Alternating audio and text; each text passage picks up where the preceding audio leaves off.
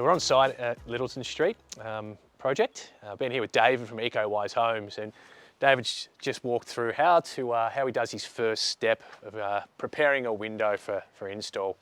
So to start off with, he's used his knife to just cut the external wrap here, and he's left enough distance just so he can fold it back onto the jamb and the head and sill trimmer of the window on the timber frame. And then once he's folded that back, he's just used some of this pressure sensitive tape.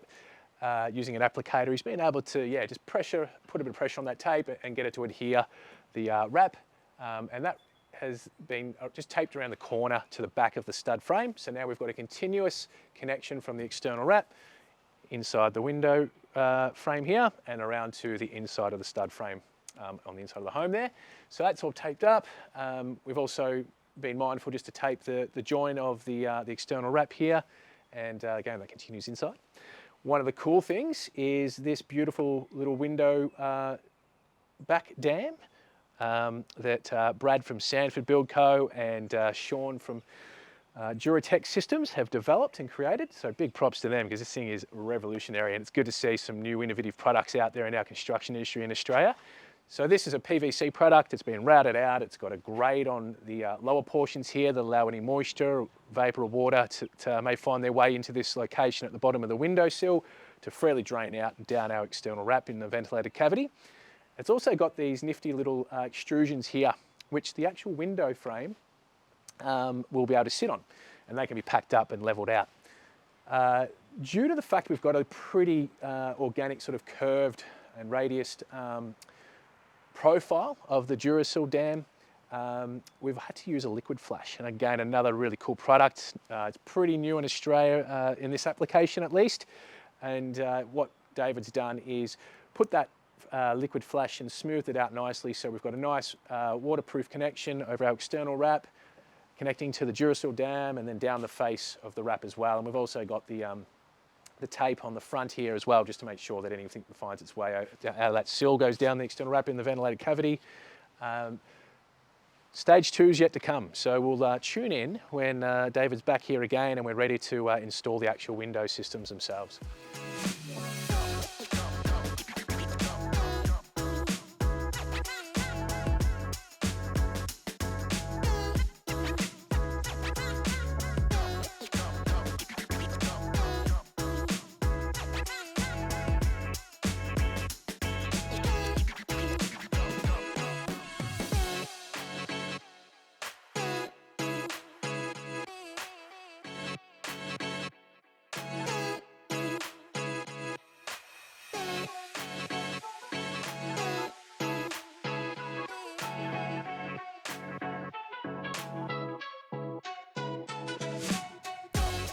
Hi, thanks for taking the time to come and have a look at the Hybrid Home course. It's been produced by Outline Studio and we've been working on it for the last 18 months.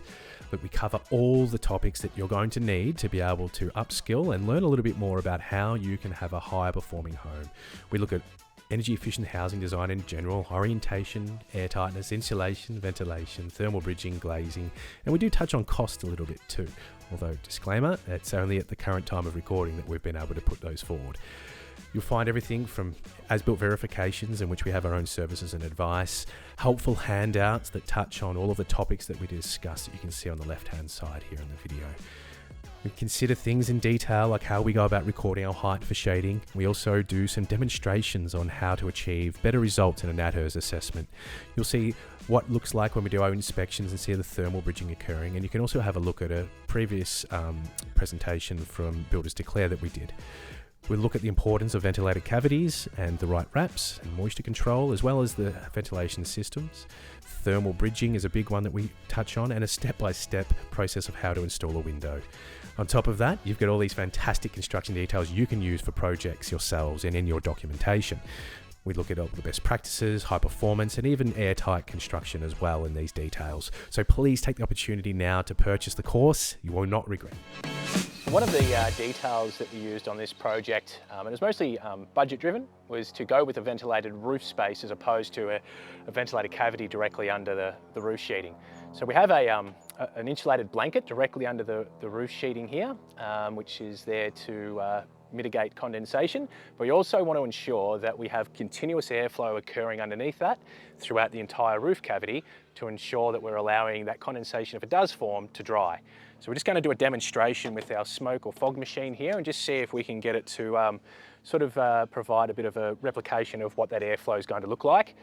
One thing I'll add, that when we have this lower roof form meeting or joining an upper roof, upper wall, we want that continuous ventilation to occur to create that stack effect and drawing power of that airflow.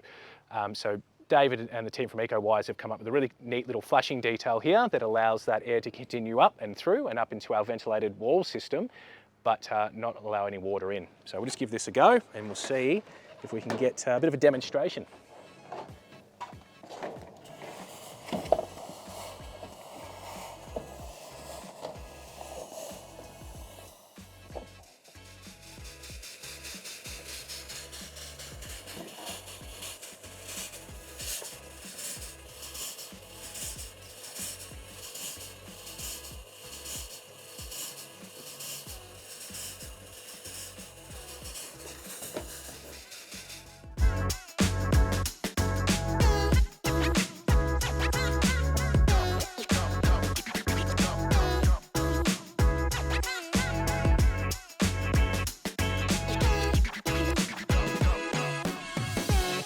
So we've set the blower door up in the entry door here, and we've been able to already run it previously and get a really great result of 0.48 ACH or air changes an hour. But we thought we'd just give you a bit more of a look at that and how it works. This is a Retrotech blower door system, and essentially this panel on the front here hides the giant fan behind, and that will either suck the air out or it'll pull the air from outside in, pressurising the home, or taking it out, which is depressurising it.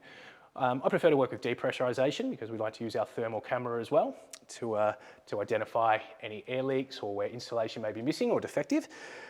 Because this home's really airtight, we only need a very small aperture. So we've only got the one ring here on this one, and that just goes on the front like this and clips on.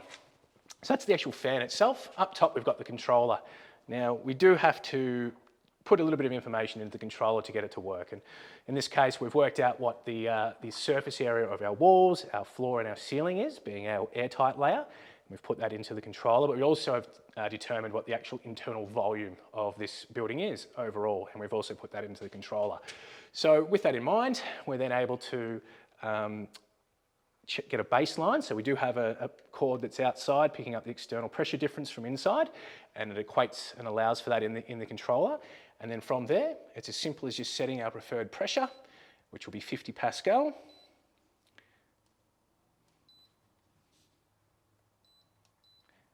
And away we go.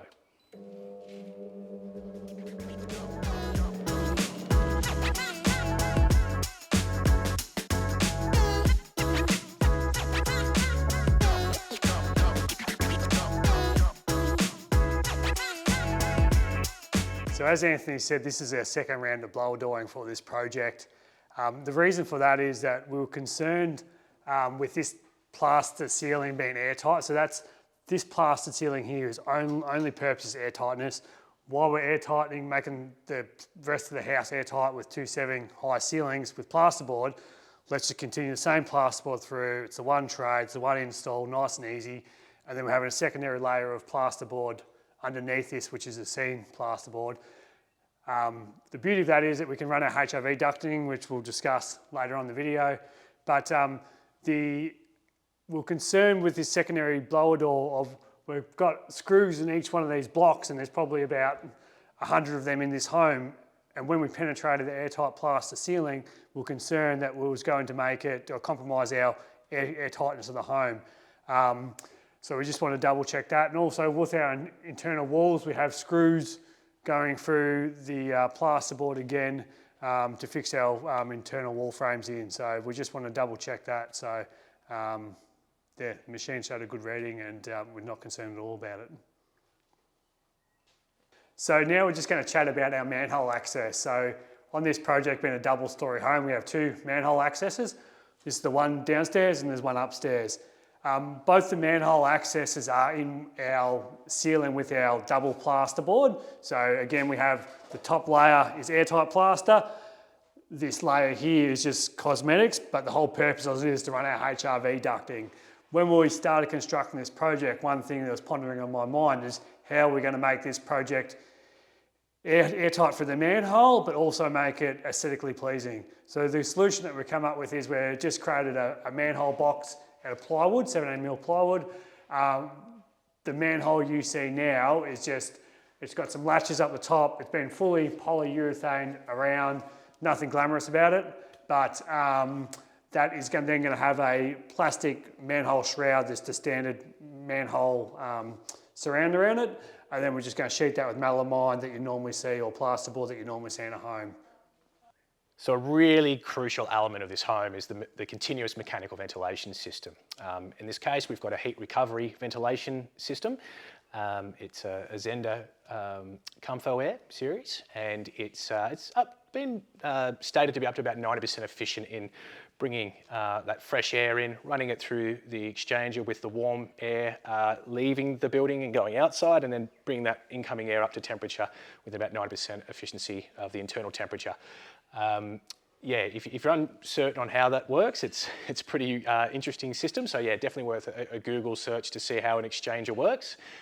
In this occasion, we're in a very cool climate, a heating dominant climate. So we've focused on a heat recovery as opposed to an energy recovery, which you might use a bit further north in Australia as you get a bit further to the tropics, or even just warmer, milder temperate climate. So here we have these large grey insulated ductwork here. These larger ones, one is hidden behind here, but one is the extract, and this one is the intake, or vice versa. They will connect into the actual unit itself. And from the unit, it'll have a distribution box that will have all of these smaller ducts attached to it, and they are then sprawled through the home. In wet areas or where there's high humidity areas, there'll be an extract, which will bring that air out, and then there's a condensation drain just behind me here, which will remove that outside as well. And in the living spaces, such as where David is just here, we'll have a fresh air supply. And in this case, we've got a bulkhead unit. Yep. So where we can't run ducting through the ceiling, like this is a whole living area out here, we could run a bulkhead through there, put a ceiling duct going through, but it's like, why waste time and energy doing that? Let's just make it, we've got a bulkhead here for a majority of our ducting going through to a bathroom over that side. So while we've got that bulkhead here, let's just run a wall mount vent through here. And where we have our bulkheads, over in this corner here, there's some ceiling ducting, a ceiling mount vent coming through. So.